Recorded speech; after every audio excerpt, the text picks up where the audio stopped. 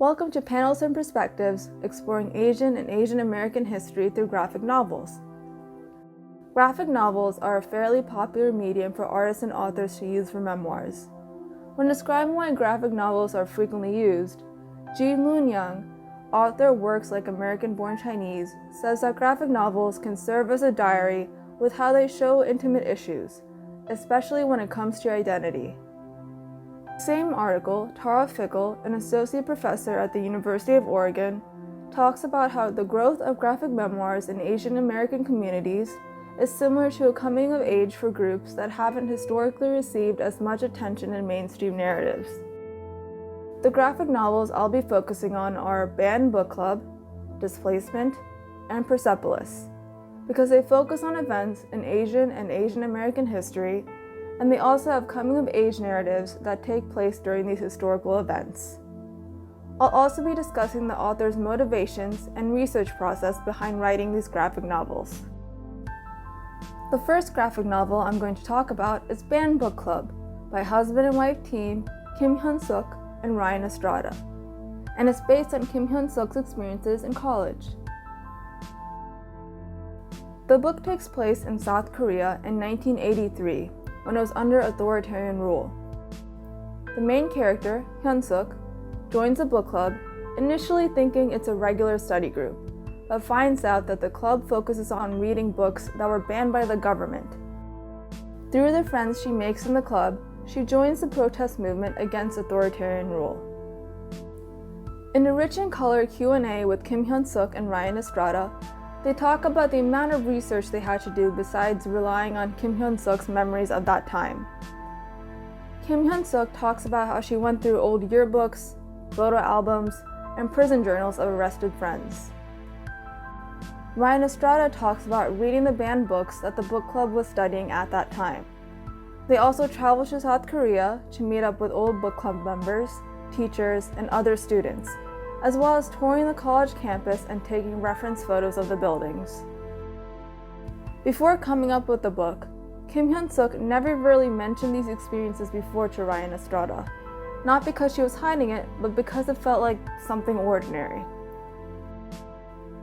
When speaking to Forward Reviews about the impact the book could have to someone reading it, Kim Hyun-suk says, "I never imagined that my story could inspire people, but I am so proud that it has.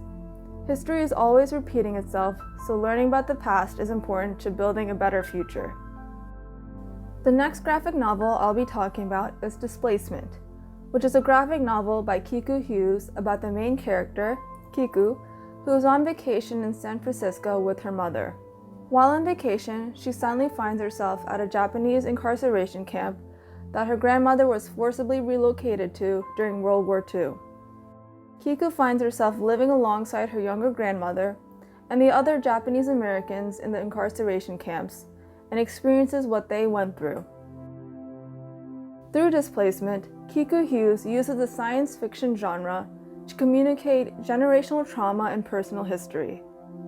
The sci-fi element she uses, time travel, is inspired by Octavia Butler's Kindred, which uses time travel in a similar way. When writing the graphic novel, Kiku Hughes didn't have that much information to write an actual biography of her grandmother's experiences in an incarceration camp, since her grandmother passed before she was born and didn't share much information with her children either. Because of this, Kiku Hughes wanted to focus less on specific factual details and more about the emotional details in order to express the lasting impact of generational trauma.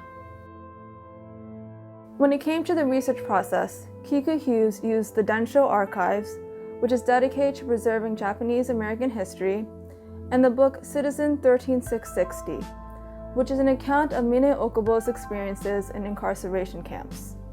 When using historical details, Kiku Hughes made sure to use ones that were emphasized repeatedly in different accounts. In an interview with Sci-Fi, she says, "I wanted to create a story where it was emphasizing the importance of what a community carries with it. I felt like time travel/memory travel was a more accurate way of telling the story that I wanted to tell, which is how generations down are affected by these racist policies and community trauma." The final graphic novel I'll be talking about is Persepolis. Persepolis is a graphic novel memoir written by Marjan Satrapi about growing up in Iran during and after the Iranian Revolution of 1979.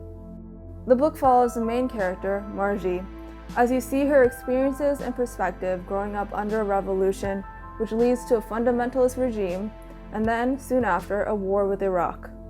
The graphic novel also focuses on her relationships with her family and also being at odds with the societal expectations of women and girls while living under a fundamentalist regime.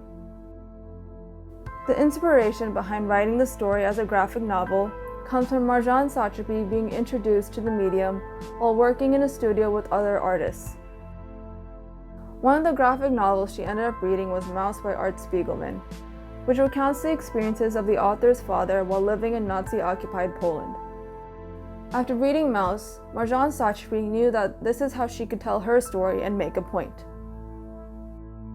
Through Persepolis, Marjan Satrapi is able to explain life in Iran as she experienced it, correct people's misconceptions of Iran, and contrast what is commonly seen in the news.